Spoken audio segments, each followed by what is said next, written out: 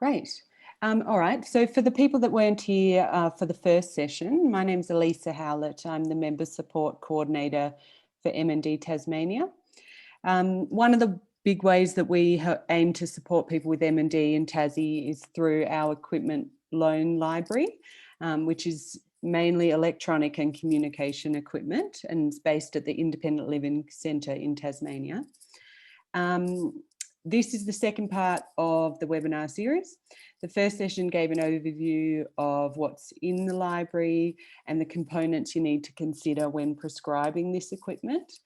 And this session is going to focus a bit more on the details of the software. So we're going to get right in, and I'll hand over to Jessica, who's a speech pathologist and assistive technology specialist with Link Assistive, who'll be running the webinar. Thanks, Jessica. Thanks, Elisa. So I'm Jessica Kennedy. I am an assistive technology specialist with Link Assistive, who are one of the Australian suppliers of augmentative and alternative communication, or AAC, and other assistive technologies. And I am also a speech pathologist as well. So I work clinically a couple of days a week too. So this session is going to focus mostly on setting up an AAC system, kind of a standard basic setup for a person with motor neuron disease or a similar progressive degenerative condition. There's lots to obviously setting things up in a way that's suitable for each individual person. So we're kind of just going to do an overview of the basics and then point you in the direction of some resources that will help you along to modify things further if you need to. As I go through this presentation, it's kind of assumed that you have either watched the first webinar or are pretty familiar with AAC and assistive technology in general. So if you are, getting a little lost with any of the terminology, you might want to go back and just check that out before delving into this presentation. I will start by doing just a super quick overview of some of the content that we covered last time, just to remind you, get everybody up to speed. So firstly, just some quick definitions. So about assistive technology and in particular what that comprehensive AAC solution might look like. So that is comprising of a device or a piece of hardware, the user interface or the software, the access method, so the way that the person is going to be able to physically access the device, and then a mounting solution as well. So how are we going to position that device in order to make the access method most successful and most efficient. So we went through all of these components of an assistive technology solution in detail and gave all of the options that you've got within the MND Tasmania equipment loan pool during the first webinar. So today, so this is just that visual overview of the fact that we've got our hardware, so our tablet option. We then load some software onto that, and then we might have to choose a specific page set to be running within the software as well. And so this presentation is going to focus mostly at that software and a little bit of that page set level today. Remembering again that people can access this equipment in a number of different ways depending on their physical skills and challenges. So we might be able to touch the screen directly using direct touch access. You might want to use a mouse or a mouse alternative like a head mouse potentially. You might be looking at using switches, or you might be looking at using eye gaze technology. And so for the purpose of this presentation, I'm really going to focus on that setup of eye gaze, because that is the most commonly used access method for a person with MND, and it's also quite a complex access method and has a lot of components to the setup. So whilst we can obviously set up the system with all of these different access methods, today we're going to focus on setting up an eye gaze system for somebody with MND. Yeah, and just a reminder, and it will become clear as we talk about the setup and things that are important for a successful eye gaze setup, that, yeah, really keeping that idea of mounting the device front of mind and thinking about how we're going to be able to position that device for the person across a range of different environments. And there are a range of different mounting solutions available to suit those different needs and those different environments. The other thing really to consider when we're working with, an adult with a progressive degenerative condition is thinking about the fact that they probably want to do quite a few different things with their technology. So traditionally, we think of AAC technology as giving access just to that face-to-face communication, maybe replacing somebody's speech and giving them some voice output capabilities. But the technology that we use to do that then overlaps and really integrates with a range of different kind of technology solutions. So it might be really important for the person to continue to be able to send emails. That might be a way that they keep in touch and connect with family and friends. Or they might be somebody who never uses email but sends text messages a lot. So that phone integration might be important to them. It might be important that they can keep browsing the internet and using their computer. They might be wanting to look into environmental controls and being able to use their alternate access method to be able to have control over their environment. Or, they might be wanting to look at using their eye gaze device to continue with their leisure activities, listening to music, watching movies, all of those sorts of things. So the technology that we have available allows people to do all of these things. And so a really important kind of initial discussion to have with people is really planning their priorities, because different software will have different strengths in these different areas. And so if we know, what are the absolute non-negotiables that somebody needs to be able to have access to, versus something that might be nice, but we might be able to find another solution for them, or it might not be so important. That can be, really vital for us to have a handle on as we go forward and start to look at setting up the device. That will also then sort of feed back into choosing the right software and solution as well. So so just kind of keeping that in mind, having that broader conversation with people about what it is that they want to be able to do with their device. Obviously, that's a lot of information and a lot of setup. So we're not going to be able to go into detail around all of these different priorities. We're really going to focus on setting up their AAC system. And then, as I said, giving you some resources and some considerations for thinking about setup of those other things. But you're always welcome to access that support through Link Assistive to get people set up to do some of these other things as well. So as I said, what we're going to focus on today is setting up eye gaze access. And so just a little bit of an overview of what the eye gaze technology is and how it works. So basically, to use eye gaze access, we need to have an eye tracker, which is a camera that has lights and illuminators that shoot out light. They will reflect in from your retina and bounce back to the computer.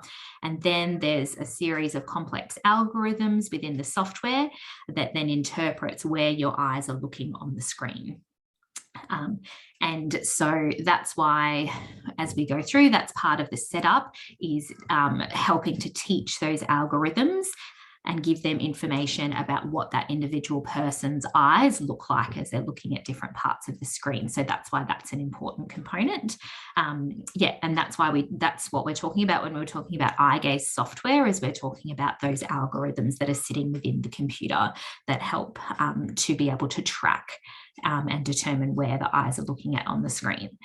So that's why an eye control solution consists of 3 core components. So you obviously need some sort of hardware or tablet to run all of this from. Then you need the eye gaze camera itself, which is the part that has, the lights and illuminators. And then you need the software that has those algorithms that are interpreting what those lights and reflections mean. And that's what allows you then to interact with the software and with the computer. And so this is where things get a little bit complex. Last week we spoke about some of the different eye gaze camera options, but also we need to consider what are the corresponding eye gaze software options that are available. And so some of this is determined by the camera that you choose. So if you go back to looking at the slides from last time, you should see some notes about what eye gaze software matches with what camera. So some of the cameras have standard software that go with them. So for example, the PCI Mini camera uses the Windows Control 2 software. And the PCI 5 camera uses the computer control software. So those things that are linked and you can't sort of cross them over. The other decision that you have to make, though, is when you're choosing a software that's designed for communication and eye control. And so that is your Communicator 5 or your Grid 3 software. So they actually have eye gaze software built into them as well. And that's all integrated into your AAC solution. So you kind of have computer control options that allow you to interact with the computer more generally. And then you have that AAC specific software like Communicator 5 and Grid 3 that are giving you access to your communication software, and then have other add-ons for other functions as well. We'll go into the detail of that a little bit more. So to set up eye gaze, we had this slide briefly in the last presentation. There's a number of different steps that you need to go through, and so we do have those written down in a handout that you can access on our website. So that's a really nice resource to have handy when you're doing your initial setup. And we're going to go through the details of each of these steps as we move through the presentation now. So to set up your eye gaze system, the first thing you're going to do is get your eye gaze hardware together. So you're going to get your Surface Pro tablet, either with Communicator 5 or Grid 3 software. You're going to get your eye gaze camera and you're going to connect those two things. And then you may also have a switch that you use for your eye gaze plus switch access, if that's something that you're wanting to do as well. Then you're also going to get your mounting equipment together. So you're either going to look at a wheelchair mount onto the person's wheelchair, you're going to have a table mount, or you might have a floor stand, depending on where the person is positioned most comfortably. And so just remembering, the goal of the mount solution is that we want the person to be seated in the most comfortable and supported way that they can, so that they get the most efficiency from using eye gaze with the least fatigue. So we want the mount equipment to be kind of doing the work of positioning the device. We want the person to be seated comfortably wherever that is for them, whether that's in a dining chair or a recliner chair or in bed or in their wheelchair.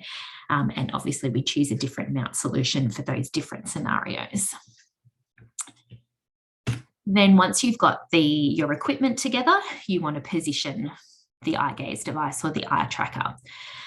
So general rule of thumb is that we want the screen to be in line with the person's face, between 45 and 60 centimeters away. And so when we go through the feedback that you're going to get and how you set up the eye gaze device within the software, I'll show you where you can find out where that optimum distance is. But as a general rule of thumb, when you're first setting up, you want it to be roughly sort of 50 centimeters away, and then you might need to make some little adjustments from there. Like I said, you want the device to be parallel to the user's face. So if they do sit on a lean or have a head tilt, you want to be moving the screen to stay in line with that. And that's another really important function of your mount system, is that it can move to do that. So again, your person's sitting as comfortably as they can be.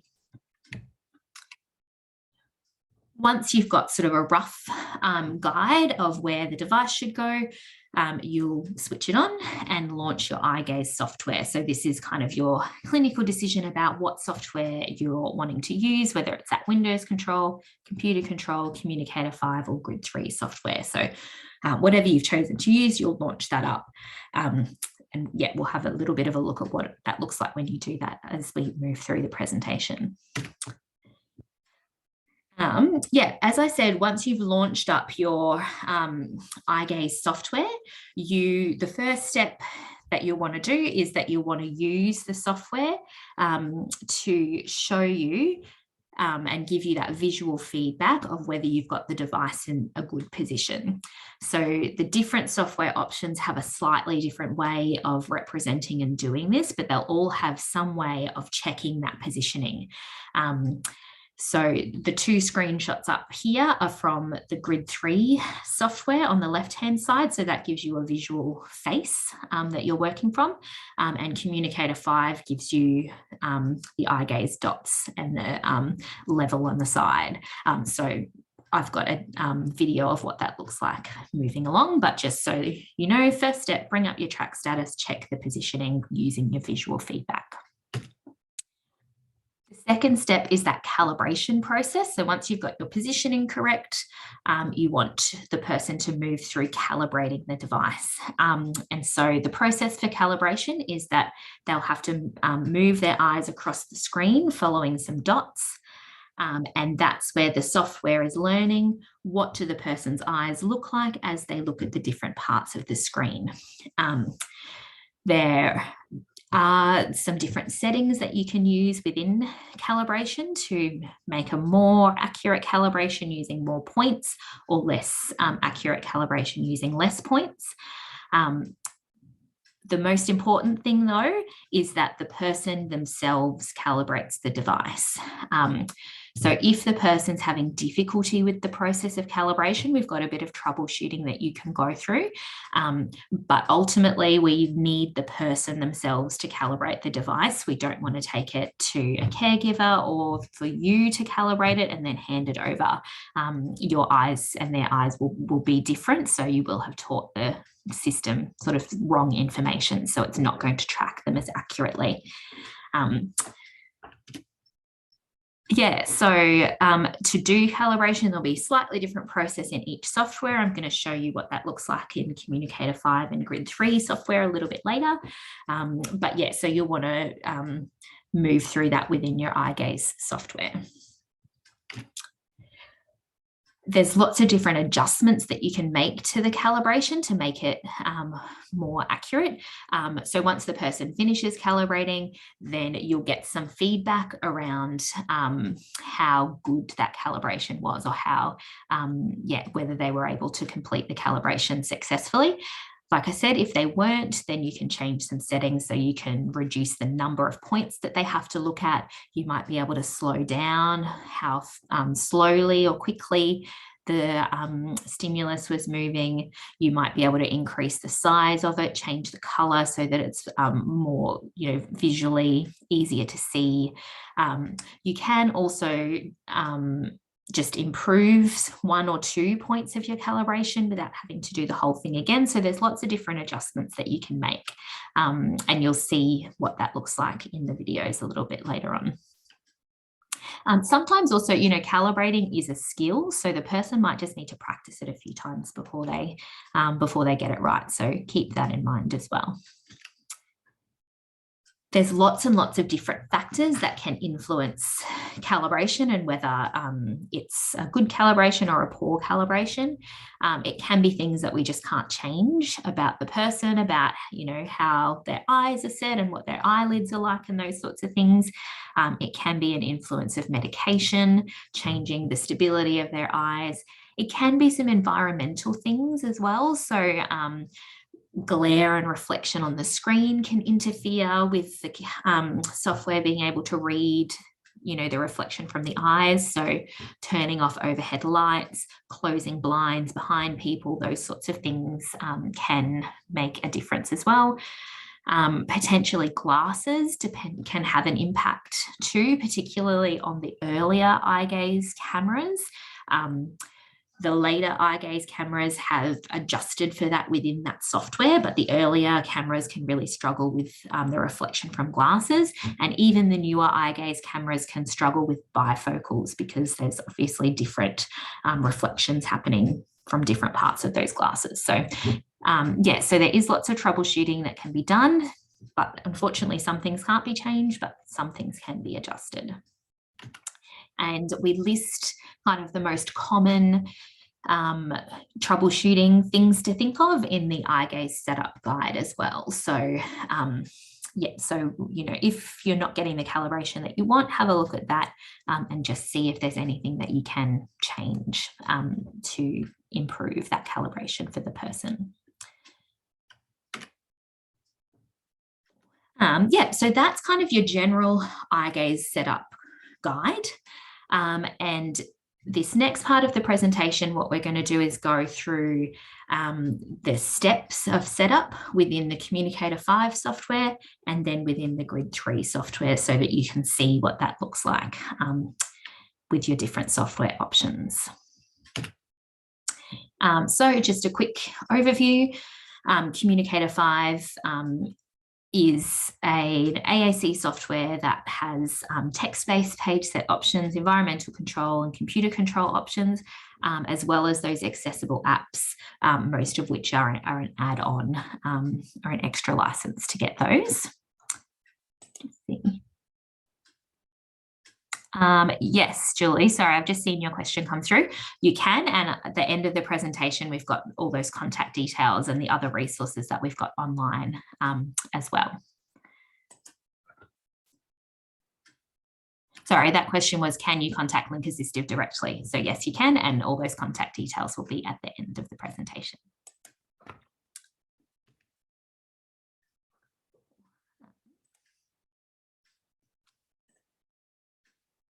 So yeah, so first step when we are setting up Communicator 5 is to set up a new user. So I've got videos for the next section of the presentation. So I've pre-recorded the screen recording, but the audio didn't work when I recorded it. So I'm going to talk over the top of it. I'll try and keep it in time, but if it gets a little bit out of sync, just know that that's why.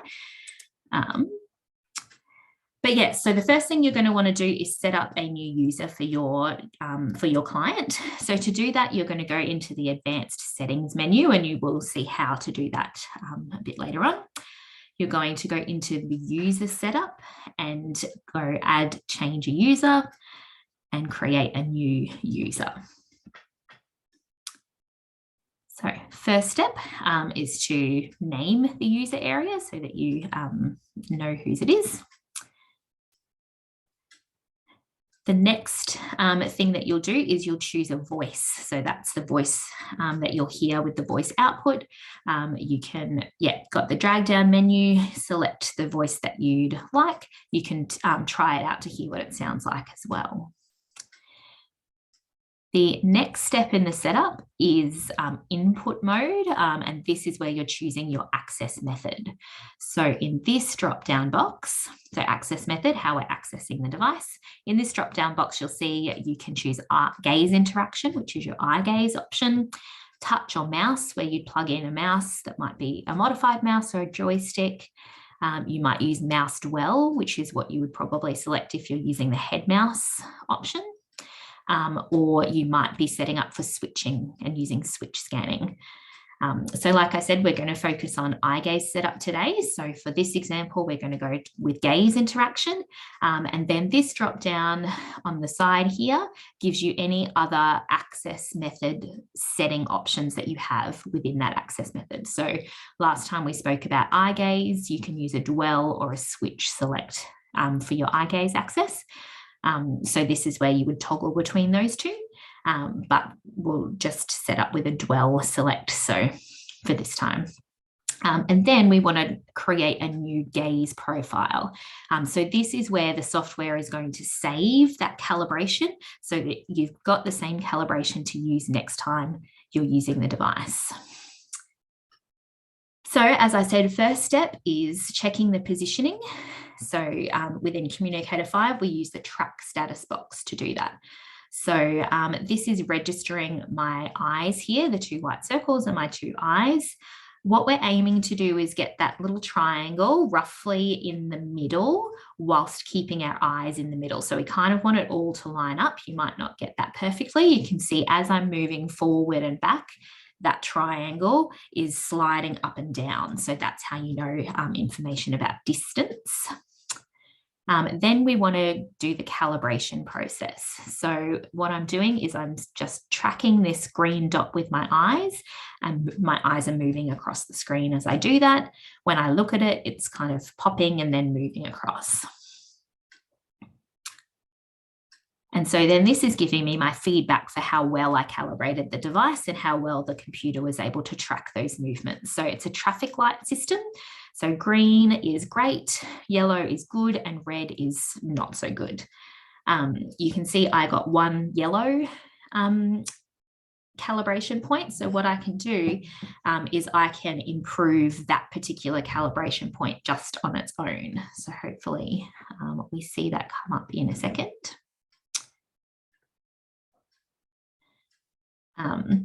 Yeah, so I can look at that and now it's just going to get me to look to that area of the screen, and hopefully simplifying that makes for a better calibration. It didn't in this case, but yellow is fine anyway. You can definitely proceed with this sort of calibration. That's not a problem.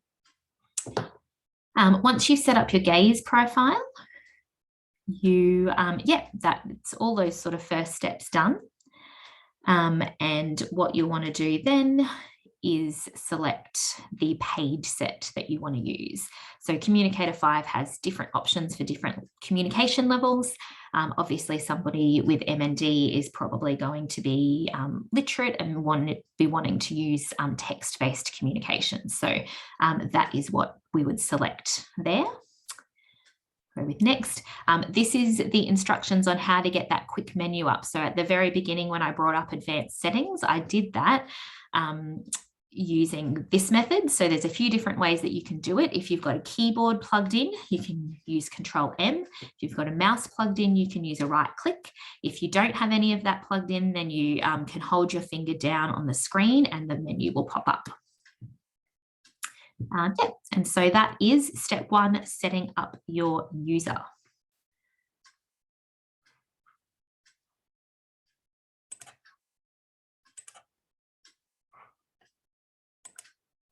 I've just kept this screenshot of how to bring the menu up in the slides so that you've got that to refer back to, because that's something that is easy to forget and be like, how do I get that back? So usually as a touchscreen, like I said, hold down and that advanced settings menu will pop up for you. So once you have set up your user, the next thing I'm going to take you through is how to customize your home page. So this is what's referred to as the home page. This is where you get your links to all of your different page sets. So each of these squares brings up a different page set. The speak area will bring up your keyboard.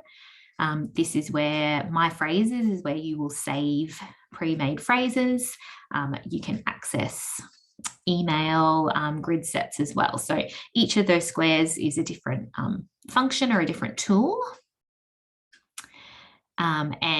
So you are going to want to customize that for the person that you're working with to have the tools that it is that they need. So I selected the edit homepage button. There's also that option in the pop-up menu too.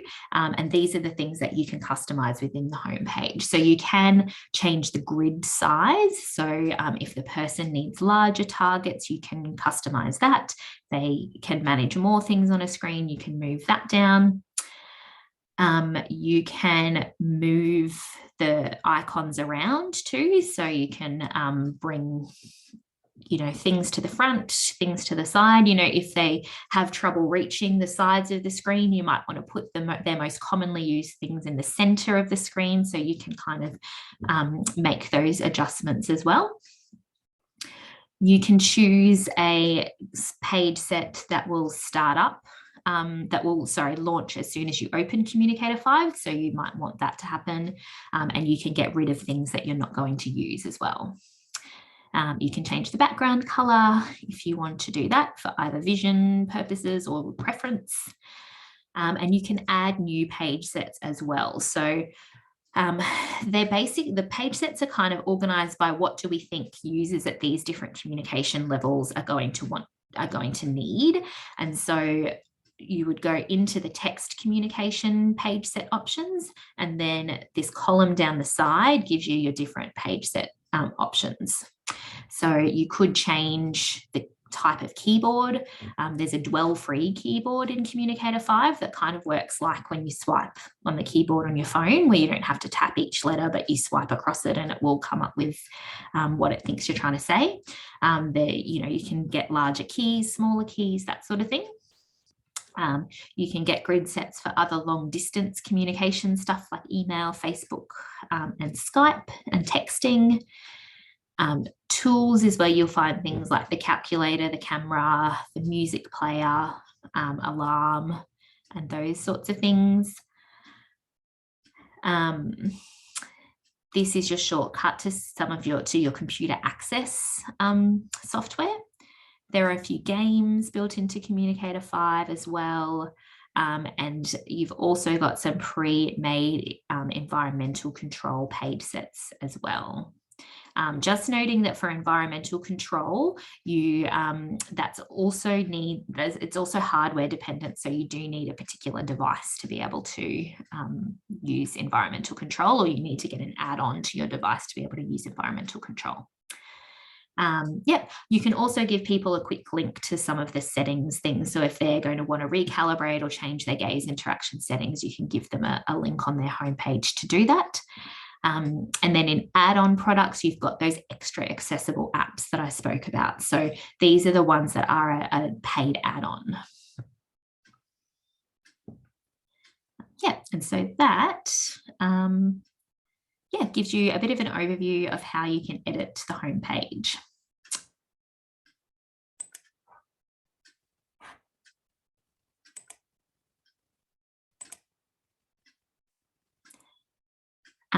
So once you've got your user set up and your homepage set up, I'm just going to take you through some of the basic settings within Communicator 5 as well.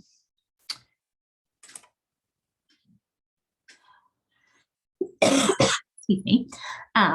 So settings, obviously found in the settings menu, which will default onto your homepage. Some of these settings, again, are dependent on your hardware, so things like adaptive button settings and that kind of thing. So we're not going to go through all of the possible settings today. We're going to focus on the eye gaze settings, but this is where you could change to a different user area or change your input method or your access method as well. So first of all, I'm going to take you through the eye gaze settings. So this is where you could kind of, you could check your positioning with your track status, or you could recalibrate through the gaze interaction settings menu here. And that's, so if you wanted to do that again after you've set up the user area, if you think that you need to recalibrate, this is where you would come in to do that. The main menu area to know about is this activation menu.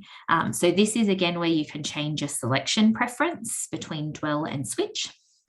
And this is also where you can adjust your dwell time. So remembering dwell is how long do I have to look at something before it clicks.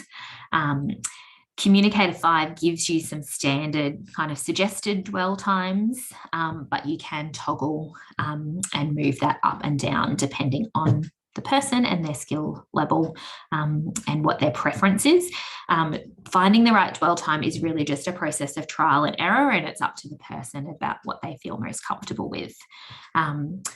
Another feature of Communicator 5 is that you can have a different dwell time for your normal selections versus your keyboard selections. So the idea of that is that you will become very familiar with the layout of the keyboard, so you might be able to move more quickly through that than you would with other parts of the screen that you're less familiar with. Another important menu is this dwell feedback. So this is showing people what, this is how people see where they're looking at the screen and how long they need to dwell for.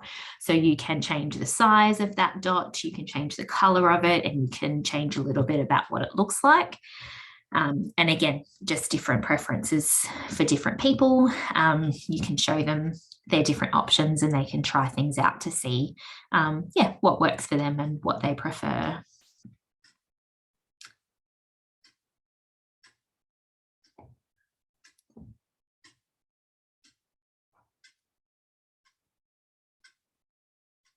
And if you are using switch feedback, then switch select, then you've got a menu where you can change your preferences for that as well. You've also, the other important menu to know about is the keyboard settings. So again, this is where you might want to come in and change your keyboard layout. So you can filter keyboards for different purposes. So QWERTY keyboard, an ABC keyboard, a scanning keyboard if you're just using switching, that sort of thing. But you've also got settings that you can change within the keyboard itself. So you can change the font size. This is another place that you could change the keyboard dwell time to make it different to your regular dwell time. You can give yourself a little bit more time to look at those predictive buttons, because again, you might be able to get really quick on the static keyboard because it doesn't change, but your predictive text does change. So you're going to need a little bit more time to visually process and decide whether it's something that you want to choose. And you can also change your keyboard language too. So both your prediction and your keyboard language, there are lots of different options for languages within Communicator 5. So keep that in mind if you're working with anybody who's bilingual as well. You can get keyboard options in lots of different languages. So that is your kind of key settings to think about when you're setting somebody up in Communicator 5.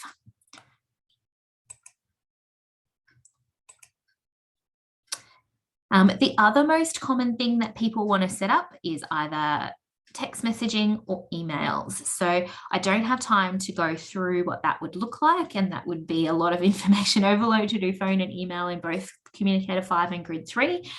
So I've just popped some links to a YouTube video for people who are more visual learners, and a written guide for people who prefer information in that way, so that you've got that there, easy to access when you're walking people through setting up their and connecting their phone and their email accounts. But basically, once you do that, then this down the side here, that will pop up with their personal text messages. They'll be able to talk them, speak them aloud. They'll be able to create a new message, reply to the message, delete things, that kind of thing. And same deal with emails. So they'll have their emails coming up here, and they can move through, select, reply, send, etc. The last thing that I do want to show you, which is really important, is backing up the user area. So it's obviously very important to do this. We know technology can go a bit awry sometimes. So particularly, if you've put a lot of that time and effort into setting up somebody's user area with all the things that they need, definitely recommend to back it up so that if anything goes wrong, you've got the user area saved and you can then install it either onto a new device or once the device they have has been repaired. So just quickly show you how to do that, which is opening up your advanced settings menu again, going into your user setup, and then using the import export button. So same process for backing up and then for restoring it onto a new device. So if you're backing it up, then you want to export your data. So you select that option. If you're restoring, then you want to import the data. So you select that option. And then you just move through naming it and choosing where you're going to save it. So it just pops up to your standard Windows kind of pop up and you choose where to save it. Click next. And then it's saved. So you can save it either to the desktop of the device and then email it somewhere. You could save it onto a USB stick and keep a copy. Yeah, and then same process for if you're restoring, you just go that you want to import the data area and then load it up, and you'll have the same user area on a new device or a repaired device as you did before.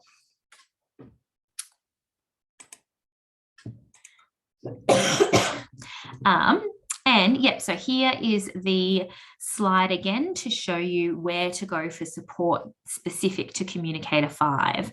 The other thing that I would suggest, not Communicator 5 specific, but there's lots and lots of content on YouTube and just on various suppliers' websites globally. So often if I can't remember how to do something or want to check on, how to, set up a phone within Communicator 5 or how to set up somebody's Facebook account in Communicator 5, I'll just Google that search term and lots of good information will come up from either Tobii Dynavox or resellers around the globe as well. So don't be afraid to do that to find some extra information too. Okay, so now same thing, but with Grid 3. So we're going to go through that process of setup to that point within the Grid 3 software. So remembering Grid 3 has lots of different text-based page sets available. So you have to choose which one is going to suit the person that you're working with, as well as the option for environmental controls, computer controls, and accessible apps built in as well. So when you first launch up Grid 3, it will usually prompt you to create a new user if you're opening it up for the first time. And so when you open it up, you should usually get this screen. Otherwise, you go to your users area and select new user. Grid 3 will always prompt you to create a Smartbox account. So that's a really good idea to help you backing up to the cloud and things like that. So you might want to do that, but otherwise you can skip it as you move through too. As you're creating a new user, you obviously name it. You then pick the language that you're wanting to set up in. And again, you could see from the drop down lots of options. You can add a profile picture to Grid 3. And then you choose your voice. So it will automatically filter by the language that you wanted to set up in. So this is just giving us the Australian accented voices. But if you did want to use a different accent, then just use that drop down menu to change that filter. And you can get a whole range of different accented voices as well. Again, you can test the voice to hear what it sounds like, and Grid 3 gives you the option to change the speed and pitch of the voice to customize it a little bit as well. This is where it's going to prompt you to sign into your Smartbox account. So if you have one, you can do that here, or if the person wants to create one, that's the prompt to do it here. Otherwise, you can skip that and do it later. Grid 3 is a really comprehensive AAC platform, so it's going to give you lots of different options for the types of page sets that you would want. Obviously, again, we're setting up for somebody with MND, so we would probably skip the symbol communication page sets and the interactive learning page sets because they're more pediatric focused. And we'd just keep the standard page sets for text communication, accessible apps, computer control, and environmental control. This is your opt-in or out for some privacy questions. So that's, obviously at the discretion of each user. Definitely recommend to learn predictions though, because that will make the predictive text more accurate. And that's it. So that is your user area created. So then you click on it and open that. And so this is, just kind of the standard user area and what that looks like. What you'll want to do if you are on a device that had multiple users on it for whatever reason, like I just did, then you would go and open your menu. So to find the menu in Grid 3, it's the 3 lines in the top left-hand corner. You just click on that and that will open up your menu. So we'll go through quite a few of these different functions in a minute. So if you didn't have the if it launched up straight into that Grid Explorer home screen and you wanted to create a new user, you'd go back to users, and then there was the option to create a new user there. Otherwise, if you're wanting to make this the primary user, so the one that opens up as soon as you open up Grid 3, then you go into your settings and just select make this the primary user. And select yes. So that means, yep, when you open Grid 3, this is the one that will open up for you. And I think, so Grid 3 is not going to prompt you to set up your access method. So for this initial setup, you're going to have to do that manually. So you go into your settings, into your access method settings. You can see all of your different options here for your different access methods, but we'll focus on calibrating on eye gaze access. So the visual feedback that you get for Grid 3 positioning is quite different. So it gives you a face.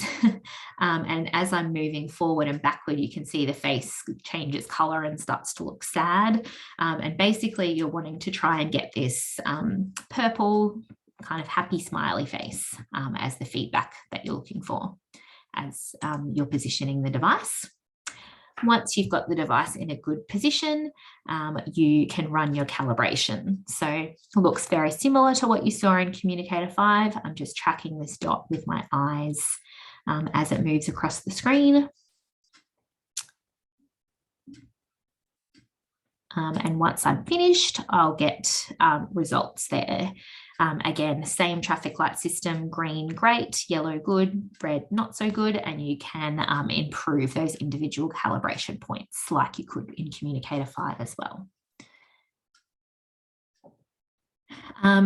In Grid 3, you can, the other thing to remember with Grid 3 is that sometimes you just have to go into this camera area and check that the Tobii camera is connected. So if you're not getting any visual feedback to say that there's an eye tracker recognizing the eyes, you might just need to jump into camera and make sure that the Tobii camera is connected.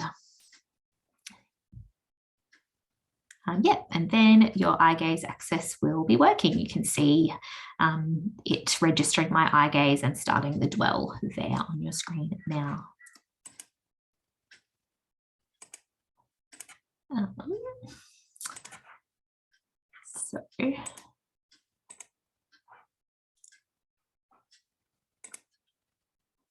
So this is the menu. It's just a drop-down menu in Grid 3, much easier to find just from those 3 lines at the top.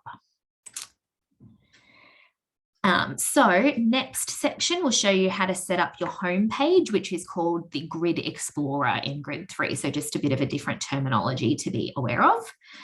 And some different customization options. So this is your standard home screen. You can't change the size of the icons in Grid 3 on your home screen. That's just not something that you can customize. So you've got to keep them at this size. But what you can do is you can move them around, delete them, and then add new things. So to move them around, we go into Arrange Grid Sets. Then, it's pretty intuitive. So you can obviously move them into folders, move them around the screen. Again, maybe putting things in easiest to access areas that are going to be used most. And we can delete things as well. We can create new folders to organize our apps to if we want to do that. You can create a new folder and then just use the X in the corner to delete or remove anything. And then you just finish arranging once you're happy with how it looks.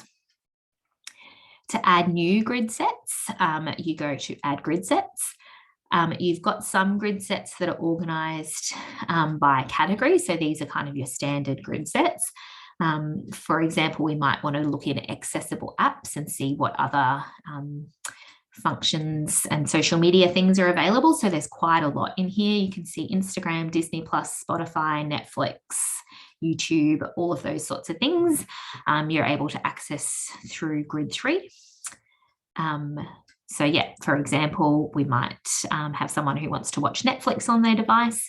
There will often be alternative versions of grid sets too. So that will basically just mean that all of your control buttons are larger. So if somebody needs some slightly larger targets to eye gaze access successfully, you might look at an alternative version of the grid set. And then you just click add and it will download onto your home screen. And then you can move that around. Yeah.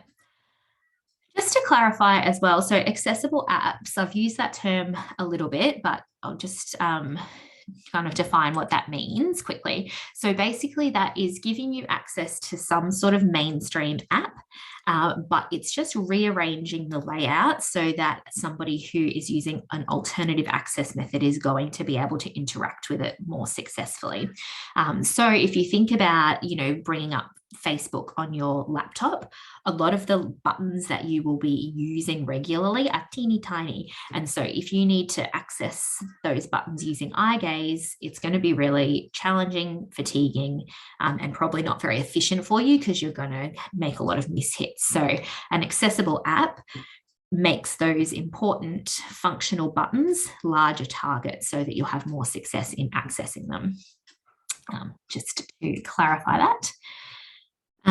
The other thing that you can access within Grid 3 is you can go onto the online grids. So this is a area where basically any Grid 3 user who has created and customized their own grid set can choose to upload it into the online grid community, and then anybody can pull it down and use it.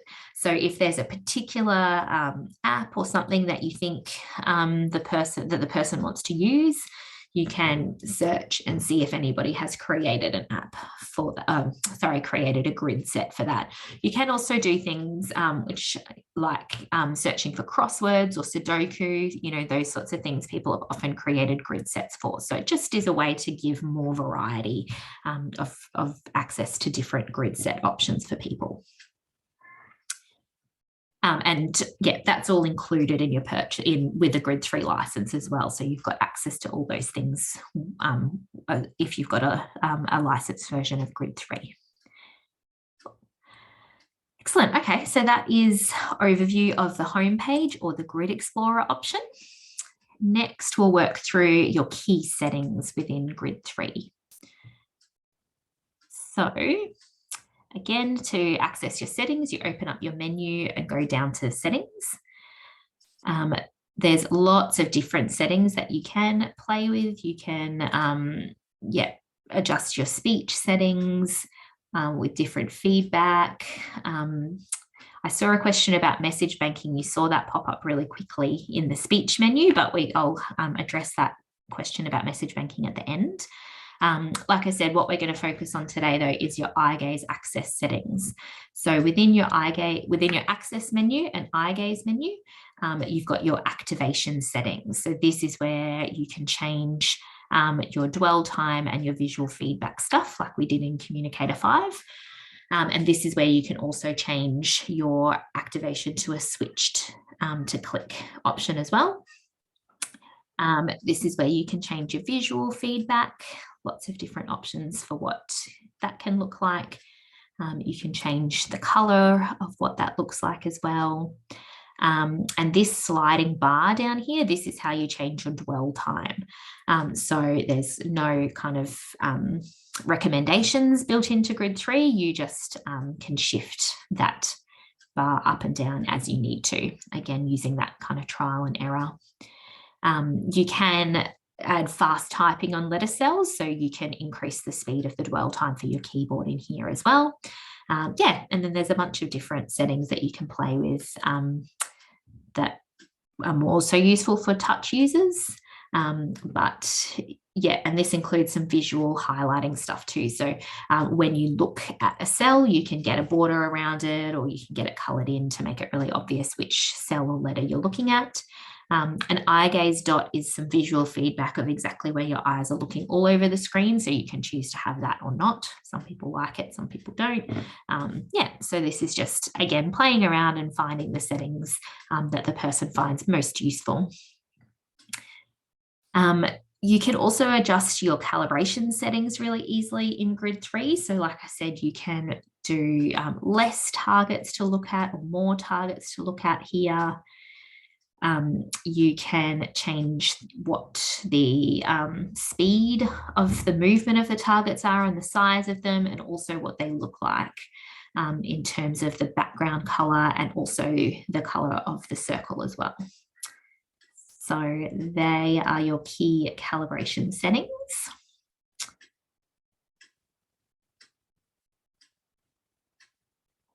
Within the camera menu as well, you've also got the option to track just one of your eyes. So if somebody has eyes that don't move evenly together, or maybe one eye that's got a really droopy eyelid or whatever, you can get the camera just to track their strongest eye, and that might give them a lot more accuracy. So you just change that in your camera settings there as well. Excellent. So yeah, key settings for Grid 3. Again, phone and email connection. Here are some resources for you, a YouTube clip and some written instructions for when it comes time to setting up those options for your clients. And lastly, how to back up and restore within Grid 3. Really important to do that as well. So to do that, you go into your menu. You go into settings and click on the name of the user at the top there. And then you've got the option to backup user. So when you click on that, you'll just get your Windows pop-up menu. So you choose where to save it and click save.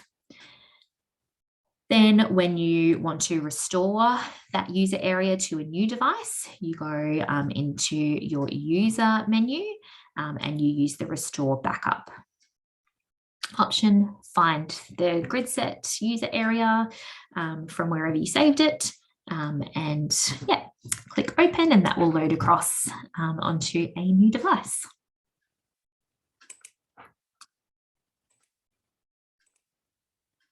Yeah, and so here are your key resources for Grid 3 support. The Think Smartbox website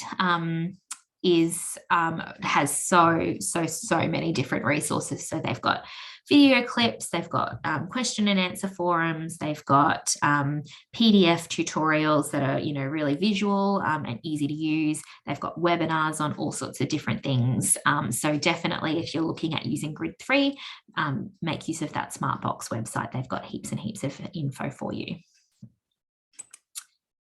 This is just a last little note on computer control. So computer control, I would say setting somebody up to use computer control is some more advanced setup. So we're not going to go into the detail of it today, but the crux of it is that computer control software is kind of linked to the AAC software that you've chosen to use. So kind of your decision-making process, you choose an AAC software, and then that will dictate what computer control software you use.